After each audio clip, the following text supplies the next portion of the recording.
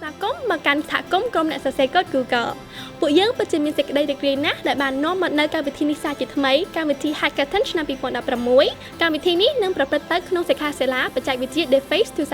2016គោលបំណងនៃកម្មវិធីនេះដែរគឺដើម្បីកាត់បន្ថយការប្រើអំពើហិង្សាលើស្ត្រីតាមរយៈបច្ចេកវិទ្យា Google កម្មវិធីនេះនឹងប្រព្រឹត្តទៅនៅថ្ងៃទី28និង29ដុល្លារឆ្នាំ2016ខាងមុខនេះតើនរណាខ្លះអាចចូលរួមក្នុងប្រតិកម្មនេះបានអ្នកដែលអាចចូលរួមកម្មវិធីនេះបានគួរតែជាអ្នកសរសេរកូដអ្នករចនានិងអ្នកមានគំនិតច្នៃប្រឌិតដើម្បីសរសេរកម្មវិធីទូរស័ព្ទ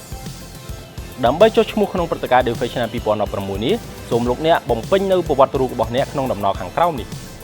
សូមរួចរាន់ឡើងយើងនឹងជប់ទទួលពាក្យនៅថ្ងៃទី9ខែតុលាឆ្នាំ2016នៅវេលាម៉ោង9យប់សូមកុំភ្លេចណាក្រៅពីកម្មវិធី Hackathon យើងនឹងមានកម្មវិធីជាច្រើនទៀតក៏ដូចជាការបង្រៀនវគ្គខ្លីៗឲ្យលោកអ្នកចេះបង្កើតកម្មវិធីជាមួយនឹង Firebase Android ក៏ដូចជា AngularJS ជាដើមតោះចូលរួមទាំងអស់គ្នាជំរាបសួរនាងខ្ញុំអេដាហើយនាងខ្ញុំនឹងមានវត្តមានចូលរួមក្នុងកម្មវិធី DeFace 2016នៅថ្ងៃទី29ខែ10ចាប់ពីម៉ោង4ល្ងាចតទៅនៅ CKCC អរគុណច្រើន